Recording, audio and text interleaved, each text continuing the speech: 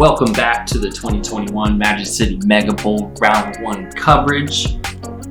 We are still at Play Disc Golf Course, and we have a sponsor-loaded feature card. Indeed. I am James Hopkins, and this is Jared Neal. Here's our feature card. We're going to be starting on hole 11, since we did the front 10 in the first video. If you haven't watched that, go back and watch it. You will not regret that. Here's our card here. Michael Johansen with the -6. This is hole 11. It's a par 3, 424 feet through a tunnel in the woods. We're up on top of a ridge. Go down through here, about 400 feet, and then you want to finish to the left. This is a good pro par 3. Come close to this in practice. Oh, yeah. So I can't tell exactly what MJ was calling for. I know he had a little flip up on his drive there, but dead straight right down the tunnel. Yeah, he's going to be about 40 feet for his birdie. Oh, come on. Just slightly uphill off the tee. You're still dealing with a lot of those rocks in the fairway, so you still want to actually air out your shot a little bit more than putting it on the ground early. Really what you want to avoid doing is missing this gap, because if you miss this gap slightly and hit early, the rough here is pretty rough. So far it looks hard like to scramble out of. Oh yeah, definitely. So far it looks like Silas put it to circle 2, and if I'm not mistaken, it looked like he had a mid-range in his hand. And that dollar's going slightly early. He's going to find some of that rough. He's going to have a couple gaps here for option. He does connect to another tree. He's probably 110, 120 feet away here.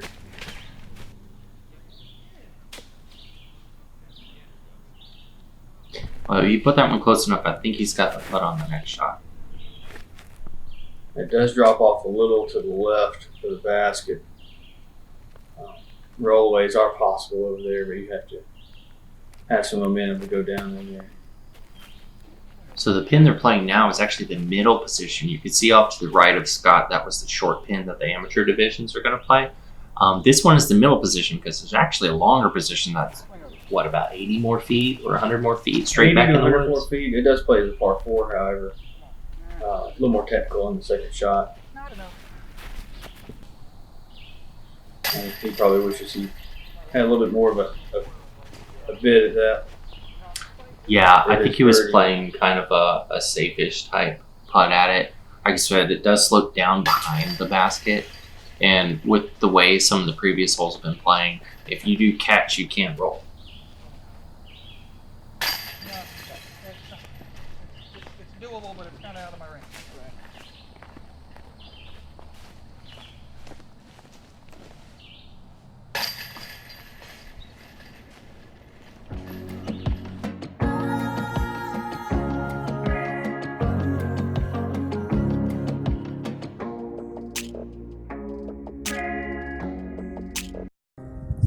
Big clear the water energy.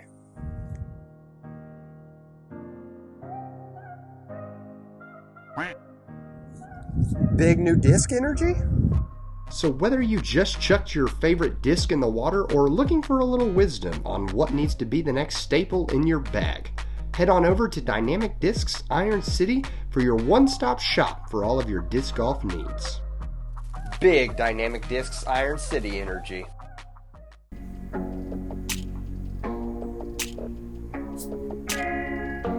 All right, here we have hole 12. As you can see, this is quite some elevation change here.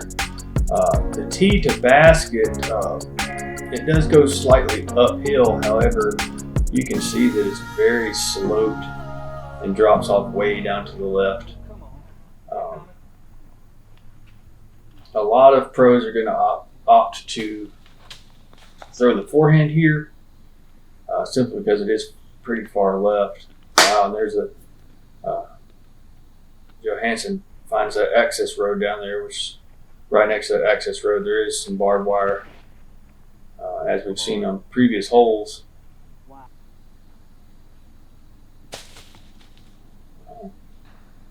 We're going for the turnover shot here. So I agree with what you said, James. A lot of players you do see this forehand shot. So Silas is lining up that forehand shot, just mainly because like as you fade, you're going uphill. So you'd think it would create more of a backstop. Whereas a turnover shot, if you don't get that angle just right, you are actually going to be fading down and keep on fading downhill. So I'm a little surprised to actually only see one forehand shot out of There's the the reaction. We were thinking for the backhand. However, it didn't quite come in on the flat angle. It didn't match the hill. So therefore it did ricochet down a little bit. He's got a very tricky upshot here. Yeah, and this is actually pretty common for things hitting rocks or hitting trees. Wow, Dollar almost made that one. That was a good bid. Incredible bid there. See, MJ's just having to pitch up from that service road, that little access road down there. Yeah, It is there's a some tricky guardian shot. trees. There's some guardian trees that really prevent you from coming back up if you don't have the right gap. Looks like just a little high on the elevation putt for Scott. Looks like Silas is the only one that's going to give us the birdie on the hole. Very fantastic putt there. Trying to close the gap on Johansen there.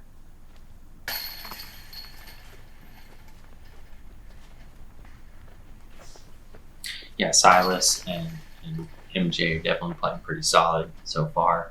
You can see Dollar just letting out a little bit of that frustration on that little easy putt. He just wants to finish off the hole after that roll on his drive. It just shows if you're not executing technical shots out here, you're not going to quite get the score that you probably set out to. And that's a good point. You know, that last hole is only 315 feet.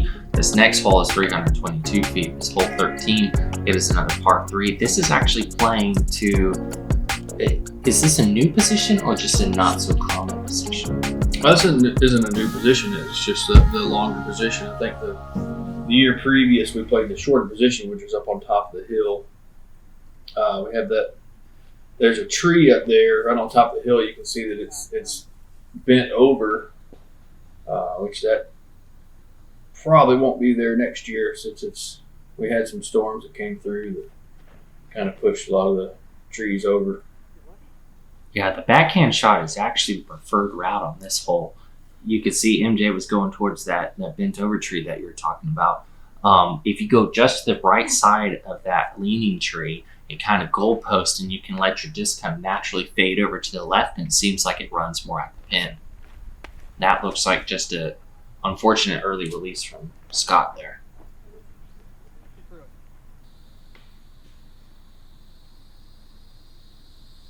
So Dollar actually looks like he cut it off a little early. So that's kind of the deceptive thing about this hole, is that actually a straighter shot with a natural fade off is more beneficial than actually trying to throw the baby hyzer the whole way.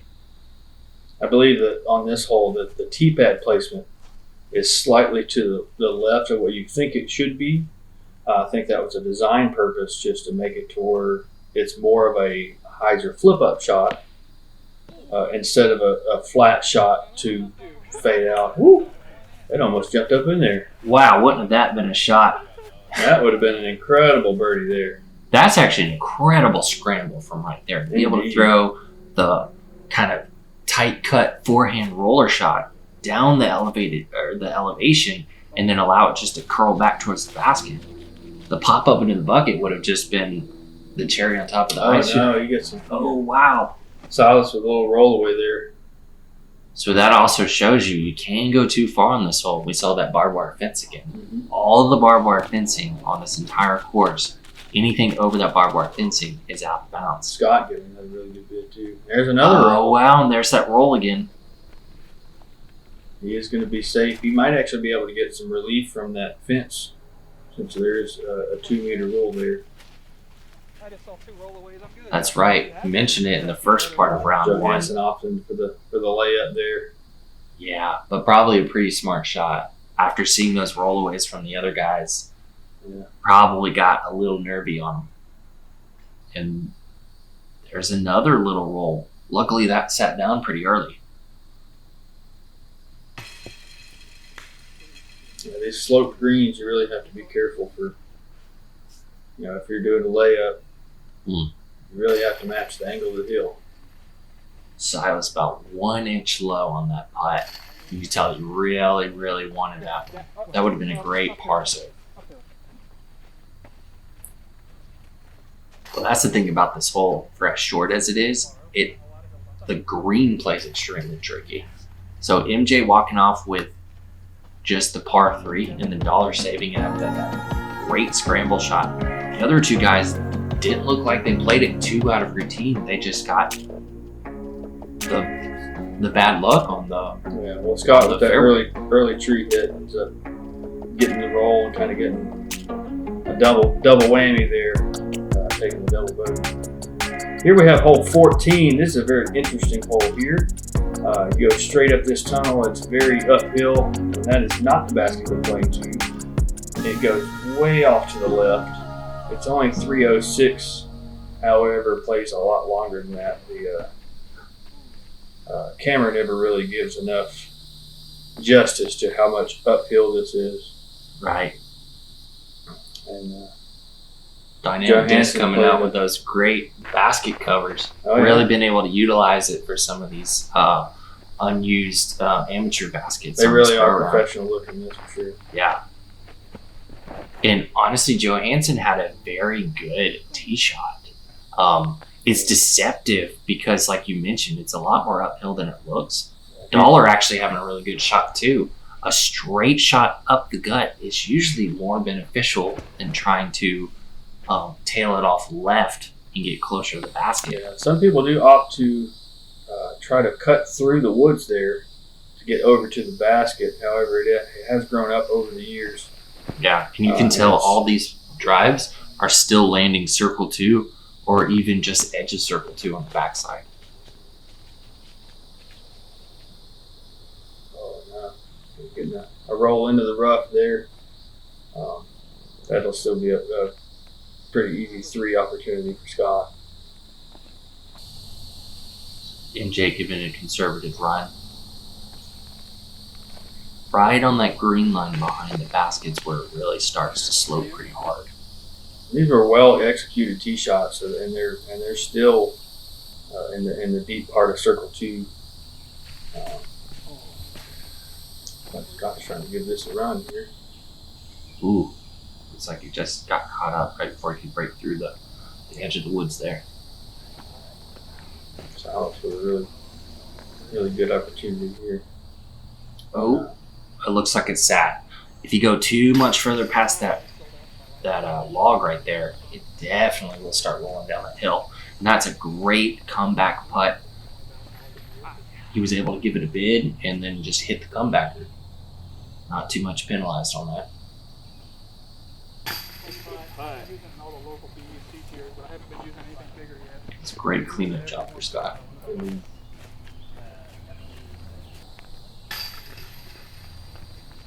I got a 350 sidearm. MJ just cleaning up really nice, and Dollar, after hitting the cage, just dropped right there. Gonna walk off with his par. Didn't really see too much change on this hole. For being a par 3, the 2 is actually a pretty rare sight. Yeah, it's definitely a bonus birdie for sure. Dynamic Discs Iron City, home of Alabama's largest selection in disc golf. Although they have dynamic discs in their name, they've got every manufacturer you'll need for your game. So whether you're looking for new or used discs and all of your disc golf accessories, head on over to Dynamic Discs Iron City. All right, here we have hole 15. It's 263 feet, and you can see that you do not want to go left on this hole. It drastically drops off and continues to drop off. And you can see that the mounds on this green, the rollaway is definitely a possibility here. A very technical shot that needs to land Ooh, that needs to with sit the down. hill. Let me tell you from personal experience, you definitely do not want to be left. I hit a pretty early tree and skyrocketed to the left and then rolled down the hill. It took me 2 pretty solid shots just to get back up the basket and get my bogey. Silas with the laser beam. Oh no! Oh, Hey, man, that log in the fairway really got in there. Launched him way left. so it's kind of reminiscent of the shot I was just talking about that I threw. Hit that log and just took off. Scott is giving it just a little bit more height. Looks like that's gonna it's gonna take a run at the basket. That was almost in the basket for sure. He's going to have probably 45, 50 feet coming back at it. However. Yeah, I definitely was thinking it was gonna land a lot softer than that. That's a great layup from Matt. Yeah, a 3 on this hole. If you don't get your initial drive right by the bucket, a 3 on this hole is just fine. It's a great shot. That was Johansen coming from the left down in there. That was true. He was very fortunate to go further down the hill.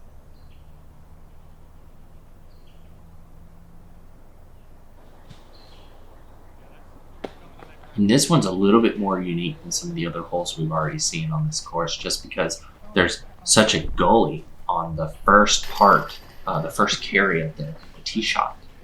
Looks like they found Scott's disc, and that tree's close enough. It should be pretty routine. Yeah, that's going to be about 10 feet. No, I can easily tap that in for a par. That's the other thing. Walking on a couple of these greens right here, you actually got to watch your own footing just walking up and down the elevation. Yeah, those rocks can get very slippery, especially even going from this basket down to the next tee. It's very steep.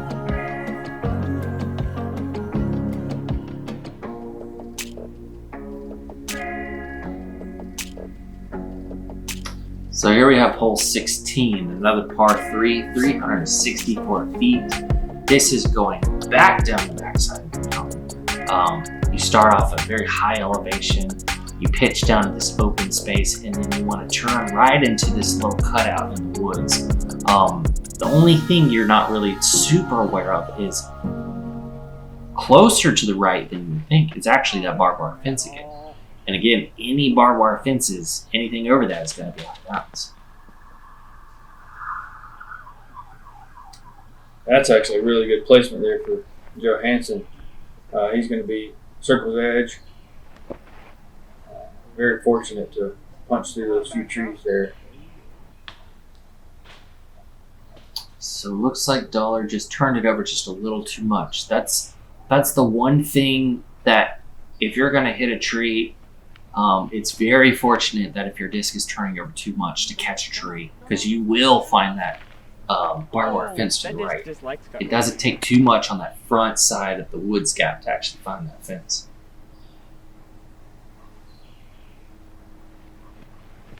Scott opted for the thumber play. Oh, Look my at that. gosh. Sit for him. He's going to have a putt, but it's probably going to be just a little obstructed. There is one skinnier tree right in the back line of the basket. Looks like that one caught in the woods. There are a few gaps in those trees. They are smaller gaps, however. It's definitely extremely beneficial in this hole to feed it full now. Yeah, he's that last tree. Like you mentioned, there's not a lot of open windows on the side woods. They do exist there, but they're not super clean looks. You may just have to. Oh, that's a great birdie putt from Scott. Too good of a dip. I was gonna be really upset. Just weaving himself between those two trees there. Great bird. The bird. I was saying about the side woods, there's not a lot of windows, but you may actually find just like a lighter punch spot to go through. Maybe it's just leafy versus having a tree branch there. No, just And that's also another great birdie from MJ. started that down the middle would have been good. It's one of those ones I parked the crap out of it in practice. Wow. So you're like,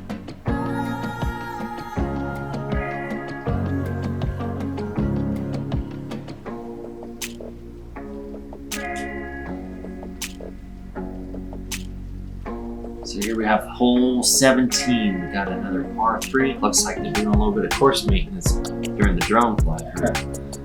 280 feet. The arrow you see on that tree is not a mandatory arrow. It's just showing you the direction you need to go for the basket. So as you punch it through that mount, you are going to fade over to the right. Looks like MJ is opting for the backhand turnover. There are a few different options for this hole. The backhand turnover, No, that's just a tree telling you where the basket is. you do need to turn it over a little bit more than that one, however. And this is somewhat of a different play than you'll see from almost anyone else. It's definitely an atypical play, but it worked out really well. Yeah, you'll see a lot of high forehands on this hole as well. Here's one from Silas. Really curious to see where Dollars He's going to ended go with up. the low forehand. Looks like the low forehand, yeah. I don't know if you can notice there's some flags on the left-hand side. Right over the ridge line that starts the pines on the left-hand side is actually all out of bounds.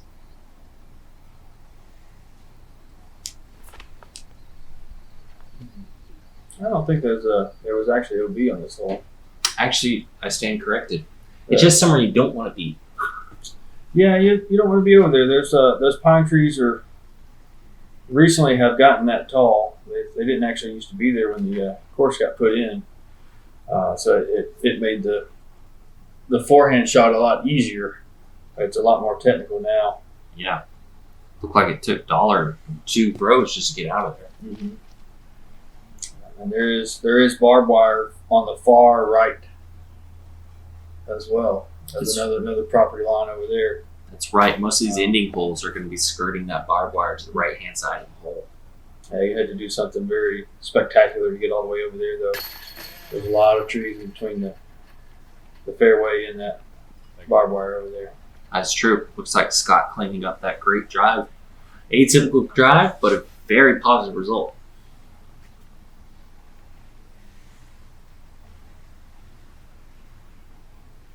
Saw MJ just taking an extra second just to wipe off his disc. Do want to remind viewers that this is Alabama summer. We are talking about high humidity. We're talking about high heat. So anytime you feel a little bit of that sweat, take the extra time, wipe off your hand. That was a really good example of that. And capitalize on that play.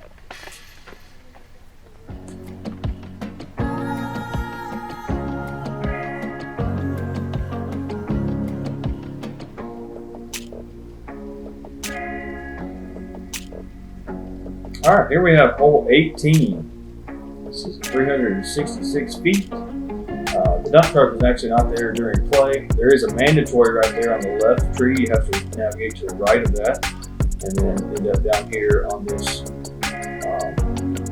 daunting green that's the pin that's on this mound.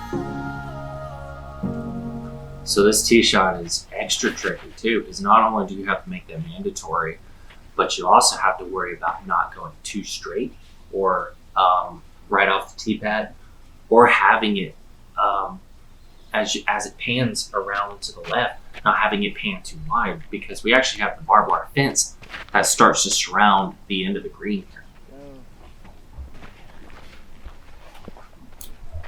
Johansen looked like he liked that shot.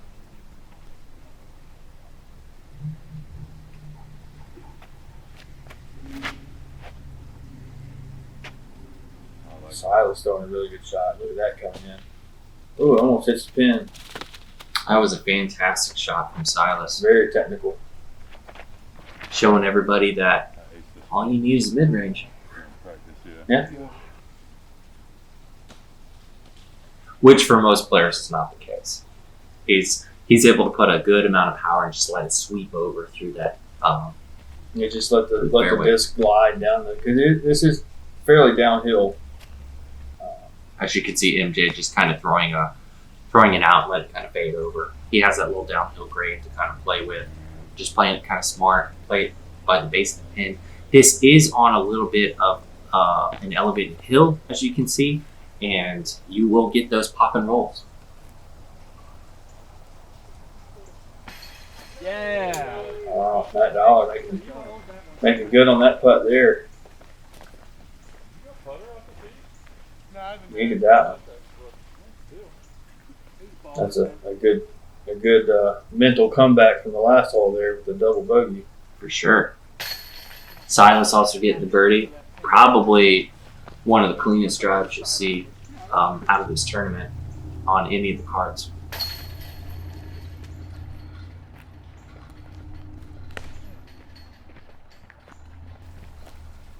Honestly, this hole was played pretty well. I've seen quite a few bogeys, double bogeys, just by people either getting off the tee poorly, missing the mandatory, or going too long. There's actually a big gully ditch down at the bottom that you can kind of get caught up in. It's not out of bounds. It's all Not where casual water. Not where you want to be. For Not where sure. you want to be. It's very hard to throw it. Do you suffer from a common yet financially draining condition called I need more discs-itis? Let's talk about the best solution, coming from me, a real doctor. Head over to Dynamic Discs Iron City for an incredible selection of both used and new plastic. With new inventory constantly arriving, you're guaranteed to find that brand new driver to give you an extra 50 feet. You don't have to do this alone. Head over to Dynamic Discs Iron City and join the Iron Throne.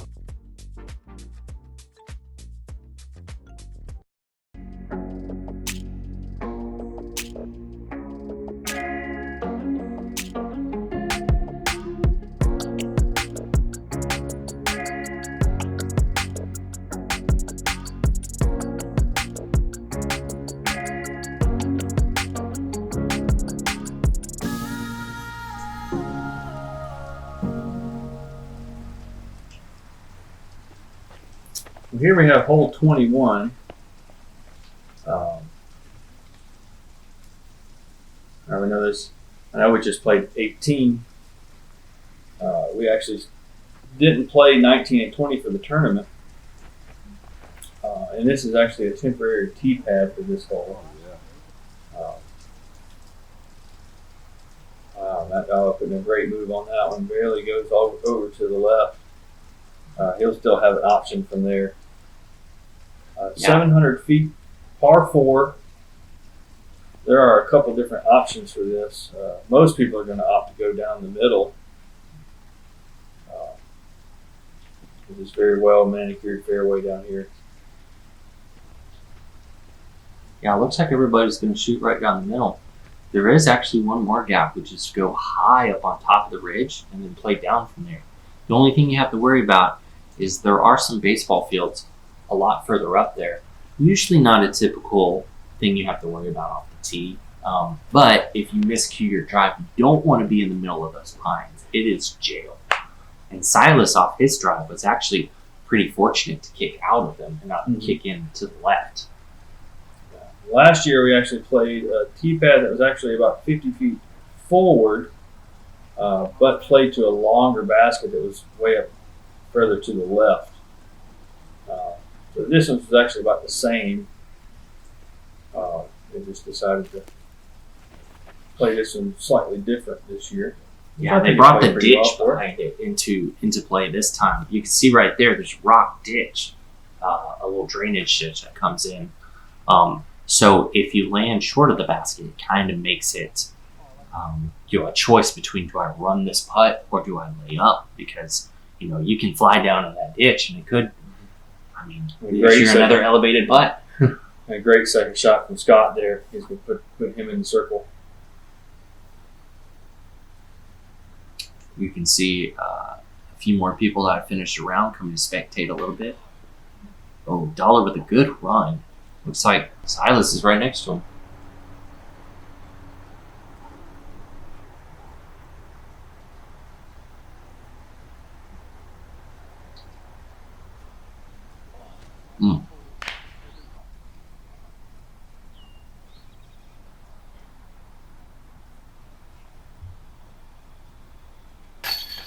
That's a great birdie from Scott there. That's how you want to finish your round right there.